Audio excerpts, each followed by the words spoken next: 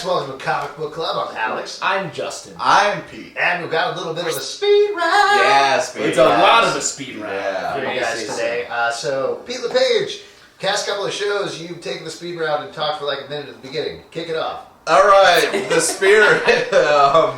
Hey, there's a collection without spending a ton of money on a trade, a collection of some of the greater Will Eisner works. All in one comic for a cheaper price. Fantastic, because right now the spirit has been kind of bad a little lately, so this is good. A little old school enjoyment. Wow, that was a crazy. That was 30 seconds. Yeah. Brave and the Bold, number 19, featuring the Green Lantern and the Phantom Stranger. I love the Phantom Stranger. David Hine writes hard stories, but they're very good. This is worth picking up. Pretty soon it's going to take, JMS is going to take over, and I'm very excited for that. But this is a great lead up to it. It's a good story to pick it up. Thunderbolts 126. This is Andy Diggle's first issue, and he does a great job on it. This is also the least essential book of the week, I think. Wow. Just because, more than anything, it's setting up the new status quo for the Thunderbolts, which we can't get to until Secret Invasion is done, which is very unfortunate. That being said, Andy Diggle proves he is more than able to pick up the current tone of the book, so it is in good hands. That was just as long as my review. Spawn 186. Hey, do you want to see when someone creates something and then somebody else destroys it, and then if that person can then bring it back to its original glory? I'm into that. I'm checking it out. So far, it's kind of interesting. So if you were a fan of Spawn and then you felt like it was raped, maybe you should check it out. Wow. God. Jesus. Yeah, it's a weird review. Ex Machina, number 39. This comic was not raped. This is a great series. What did you think about this? It's a great series. It's such a very detail-oriented series. From every detail matters. It's the pacing is excellent. Pick it up if you're not. Battlefields, The Night Witches number 2. I believe this is in advance still, depending on when the show goes out, I guess. But this is by Garth Ennis doing war comics. There is rape in this comic, in case you were wondering. It's a bad comic. Horrible I comic. thought this was really good, really well Horrible. done. This is Garth Ennis writing Warbucks, which he does really well. This is an interesting story. He loves about war. an entire battalion full of women and how they deal with being in war. I like this a lot. I got a little hitch in my head. It's You did cry a little bit. Deadpool number 4. Really, I'm excited they're bringing back Deadpool this way. It's very inventive, very fun, and very creative and classic kind of Deadpool voice without being too crazy. Classic, huh? Well, yeah, I feel like he's slightly Golden crazy. Age Deadpool? Yeah, I would say that.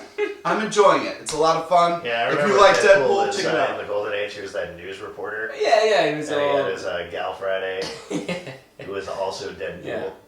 Oh, what a time. Kingdom Come Special, Magog, number 1. It's a one-shot. Don't sabotage my review.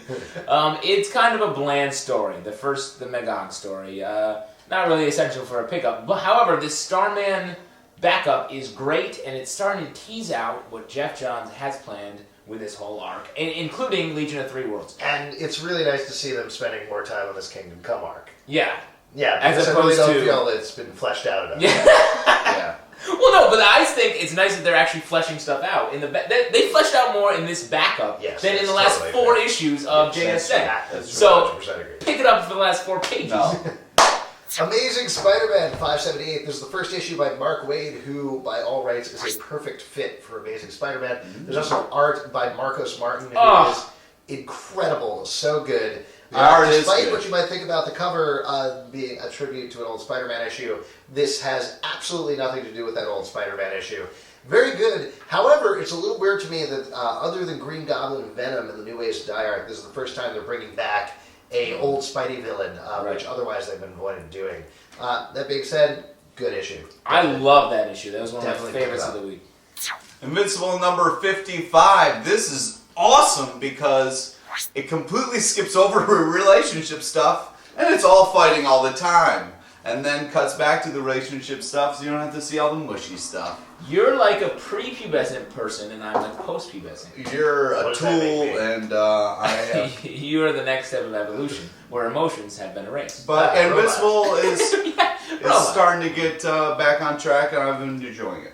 X-Files #1. I loved the X-Files back in the day. The Files. You weren't upset about the preteen sex, or what? I don't know if that actually happened. It was all I saw was fighting. Well, you ignore what you want. Yeah, exactly. You're a selective Justin, viewer. That's fine. Anytime you can slam Pete, interrupt me. Interrupt me. X-Files #1. I love the series, the TV series, and this is a very apt portrayal of it in comic book form. It's worth a pick up if you like the series. If you didn't like X-Files, don't pick it up. Flash 246. I've actually been really enjoying the run on the series. However, a little bit of spoiler time here. Totally honestly, I never say this. I never ever say this. But I swear to God, DC, if you let a fill-in arc kill off Wally's wife, I am done with the Flash forever. Done. Wow. And you love the Flash. I love the Flash, but Well, you seriously, love it more. Jesus Christ, don't do that. That's what they're promising with the end of this issue, with the next cover. I understand they're probably not going to do it, sounds like but bullshit. if you do it, I'm done. Why are there so many tiny flashes inside his brain? Well, it's like all of us. We have tiny little See, people man. running all over us. It's true. You're crazy. I do. If you're a robot like me, you know that. Scout number 23, Jason Aaron. You, sir, are a writer. This stuff is just fantastic. I love the world that you build and all the action and suspense. Fantastic. You love him as a writer, as a fan. If you were like, hey, you know what? I'm not really into the superhero stuff. What can I pick up that's a little gritty and a little different? Check out Scout. Very enjoyable. It's a hell of a pitch. What if he was like, I'm not really into girls, I'm into you? Yeah, what if Jason Aaron said that? Well, then he should, see the many pictures of me online showering. Yeah. What? What? Just tell him the site. LavaSoap.com has got my new commercial out, and it's just me and Bubbles.